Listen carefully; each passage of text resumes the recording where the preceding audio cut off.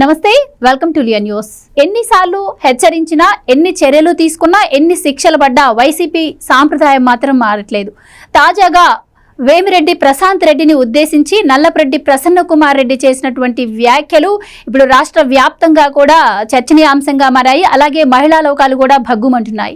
రాజకీయాల పరంగా విమర్శలు కామన్, కానీ ఆడవాళ్లను ఉద్దేశించి వ్యక్తిగతంగా ఈ విధంగా రాజకీయాలు చేయడం ఎంతవరకు కరెక్ట్ అన్న చర్చ కూడా నడుస్తోంది. ముఖ్యంగా ఆయన చేసినటువంటి వ్యాఖ్యల వెనుక ఉద్దేశం ఏంటి అన్న విషయాలను తెలుసుకుందాం. మనతో పాటు ఉన్నారు సీనియర్ జర్నలిస్ట్ టీవీ శ్రీనివాస్ గారు. నమస్కారం సార్. నమస్తే. సభలో అక్కడ సందర్భం కాకపోయినా కూడా ప్రశాంత్ రెడ్డి గారిని ఉద్దేశించి కొన్ని అనుచిత వ్యాఖ్యలు చేశారు.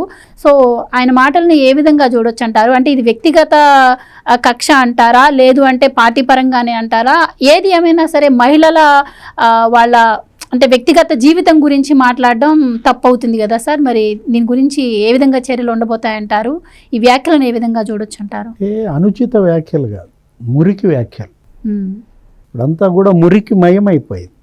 ఏది ఒక రకంగా మురికిని వెదజల్లుతుంది. అంటే మురికి పార్టీగా ఇవాళ వైఎస్ఆర్ కాంగ్రెస్ పార్టీ. వీళ్ళంతా నాయకులు కాదనమాట. ఏంటి, ఇప్పుడు మనం చూసాం కృష్ణరాజు, అతని మురికి వాక్యాలు. ఏది ఆ ఛానల్ డిబేట్లో కొమ్మనేని షోలో ఆ రోజు మాట్లాడుతూ ఏది రాజధానినే అతను వేసేల రాజధాని అని అనడం, మొత్తం మహిళా లోకాన్ని అవమానించటం.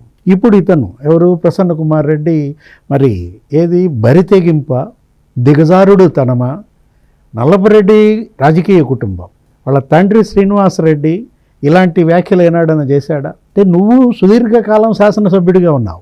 ఏది 6 సార్లు గెలిచాడు ఇతను. మాజీ మంత్రిగా పనిచేసినాడు. అంటే ఏంటి, మొన్నటి ఓటమి షాక్ వల్ల వచ్చిన మతి స్థిమితం తప్పిందా? ఇప్పుడు మనం చూసాం గతంలో ఏది కిరణ్, టీడీపీ యాక్టివిస్ట్ కిరణ్ భారతీ మేడంను ఉద్దేశించి వ్యాఖ్యలు చేశాడని చెప్పి అప్పట్లో ఏంటి, అతను పశ్చాత్తాపం వ్యక్తం చేశాడు. మరుసటి రోజు ఇంకొక వీడియో కూడా వదిలాడు.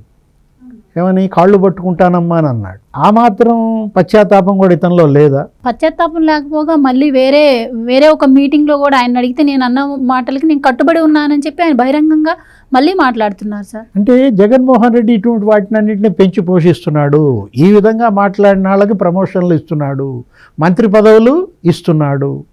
అంటే ఇప్పుడు నువ్వు జగన్ దగ్గర ప్రాపకం కోసం ఇంతగా దిగజారాలా? ఇప్పుడు నెల్లూరు జిల్లాలో నల్లపరెడ్డి కుటుంబం అంటే, లేకపోతే నేదురుమల్లి కుటుంబం అంటే, వాళ్ళిద్దరూ అప్పట్లో అటు నేదురుమల్లి జనార్దన్ రెడ్డి, ఇటు నల్లపరెడ్డి శ్రీనివాసులు రెడ్డి రాష్ట్ర రాజకీయాలనే వాళ్ళు చక్రం తిప్పారు. అట్లాంటి శ్రీనివాసులు రెడ్డి కొడుకై ఉండి ఇంతగా దిగజారుడు వ్యాఖ్యలా?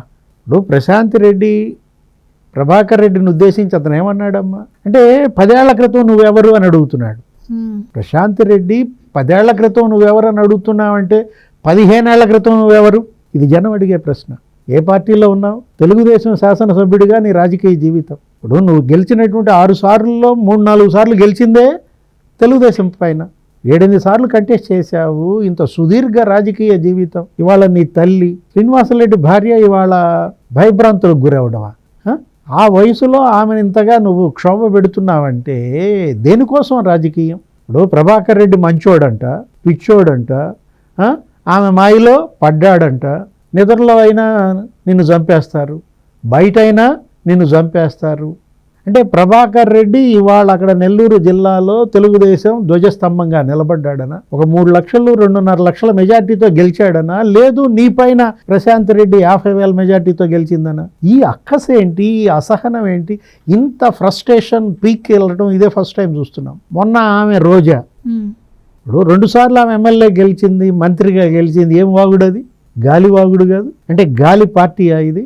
గాలిలో వచ్చారు, ఈ గాలిన అనేది అంటోంది. ఇంత వల్గర్గా నువ్వు మాట్లాడుతున్నావంటే అసలు వీళ్ళు అసలు ప్రజా జీవితంలో ఉండదగిన వాళ్ళేనా? ఎన్నికల్లో పోటీకి అసలు వీళ్ళు అర్హులేనా? ప్రజలు గమనిస్తున్నారు, నఖశిఖ పర్యంతం మిమ్మల్ని వాళ్ళు గమనిస్తున్నారు. మీ ప్రతి మాట రికార్డ్ అవుతుంది. ఇప్పుడు మొత్తం మహిళలంతా ఇవాళ ర్యాలీలు. అరే, మీ బంధువు, మీ సామాజిక వర్గం ఆమెను ఇంతగా అవమానిస్తారా? అంటే ఇక ఎవరు మహిళలు రాజకీయాల్లోకి రాకూడదా? ఇప్పుడు భారతీ మేడంని మురికి వ్యాఖ్యలు చేసినందుకు మరి కిరణ్ని జైల్లో పెట్టారు. మరి ఇతన్ని ఏ జైల్లో పెట్టాలి? ఆల్రెడీ చంద్రబాబు గారు కూడా చెప్పారు కదండి, మహిళల జోలికి వస్తే అదే వాళ్ళకి ఆఖరి రోజు అవుతుంది అని చెప్పి. అది కేవలం అతను సామాన్యుడు, ఎవరు కిరణ్, అతను ఏదో అతని బాధ, అతనికి ఏదో కష్టం, అతను ఏదో వీళ్ళ వల్ల అన్యాయానికి గురయ్యాడు, అతని బాధ అతను వ్యక్తీకరించాడు. నువ్వు ఎన్నిసార్లు ఎమ్మెల్యేగా గెలిచావు, నువ్వు మంత్రిగా పనిచేసినాడివి, తేడా ఏంటి అని అడుగుతున్నాం. ఇంతగా నువ్వు పతనం కావాలా? ఇప్పుడు నిన్న ఆయన చేస్తున్నటువంటి మాటలు అసలు ఇప్పుడు ఏంటివి? ఒక రకంగా ఇక భవిష్యత్తు లేదనా, ఇక భవిష్యత్తులో జగన్మోహన్ రెడ్డిగా గెలవడు, మమ్మల్ని గెలిపించలేడు అన్న ఫ్రస్ట్రేషన్లో చేస్తున్నట్టు కనపడుతోంది వీళ్ళ కామెంట్స్ అన్నీ కూడా. నిన్న రోజా మాటలు కానీ, లేకపోతే ఇవాళ ఈ ప్రసన్న కుమార్ రెడ్డి వ్యాఖ్యలు కానీ, అదేమంటే మా ఇల్లు అంతా ధ్వంసం చేశారు, నా కార్లు ధ్వంసం చేశారు, మళ్ళీ దాని మీద ఏదో సానుభూతి డ్రామా. ఇప్పుడు ఈ పరిస్థితికి కారణం ఎవరు? దాడి ముందు జరిగిందా, లేకపోతే ఈ మురికి వ్యాఖ్యలు ముందా? అంటే మీకేనా బీపీలు పెరిగేది, వీళ్ళకి కూడా బీపీలు పెరగవా? ఆ రోజు మనం చూసాం, ఏది పట్టాభేదో ఒక మాట అన్నాడని చెప్పి పార్టీ కార్యాలయం మీద దాడి చేసి ధ్వంసం చేసి సిబ్బంది తలలు పగలగొడితే జగన్మోహన్ రెడ్డి ఏమన్నాడు? మా వాళ్ళకి ఏదో బీపీలు పెరిగాయి అంటున్నాడు. అంటే ఇప్పుడు ఈ ప్రసన్న కుమార్ రెడ్డి ఈ వ్యాఖ్యలు ఇవాళ మొత్తం మహిళా లోకాన్ని అవమానించాడు. ఇది కేవలం ప్రశాంతి రెడ్డికి జరిగిన అవమానం కాదనమాట. అంటే భవిష్యత్తులో మహిళలు రాజకీయాల్లోకి రాకూడదనా? ఇంత అసహనం, ఇంత అక్కసు దేనికి? ఒకసారి ఓడిపోతే రాజకీయ పరంగా ఏమన్నా విభేదించాలి అనుకుంటే రాజకీయ పరంగా మామూలుగా డిగ్నిఫైడ్గా మాట్లాడవచ్చు.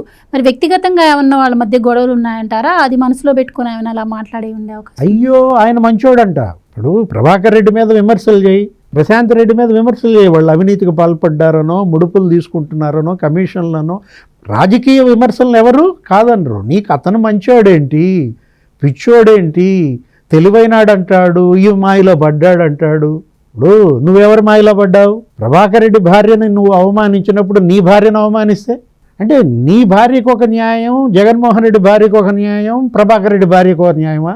వీళ్ళు ఏంటంటే ఒక కక్ష కట్టినట్టు కనపడతారు. ఏది? ఇవాళ నెల్లూరు నుంచి జగన్మోహన్ రెడ్డి పతనం ప్రారంభమైంది కాబట్టి మళ్ళా నెల్లూరులో ఈ విధమైనటువంటి కామెంట్స్ ద్వారా పార్టీ నిలబెట్టుకోవాలనుకుంటున్నారా? నిలబెట్టుకోవటం కాదు, ఇంకా పతనం అవుతున్నారు, ఇంకా దిగజారిపోతున్నారు. ఇవాళ ప్రశాంత్ రెడ్డి కోసం మొత్తం రాష్ట్ర వ్యాప్తంగా మరి మహిళలంతా వచ్చి మరి ప్రసన్న కుమార్ రెడ్డి మీద కేసులు పెడుతున్నారంటే సిగ్గుచేటు. నల్లపురెడ్డి కుటుంబానికి ఇవాళ ఒక తలవంపులుగా మారాడు. రాజకీయ దిగ్గజం శ్రీనివాసులు రెడ్డి ఎక్కడ, మరుగుజ్జు ప్రసన్న కుమార్ రెడ్డి ఎక్కడ? వాళ్ళ నాన్నకి ఎంత మంచి పేరో తెలుసా? అసలు ఆయన శాసనసభకి వెళ్లకుండా ఉన్నాడు. అదొక రికార్డ్ అన్నమాట.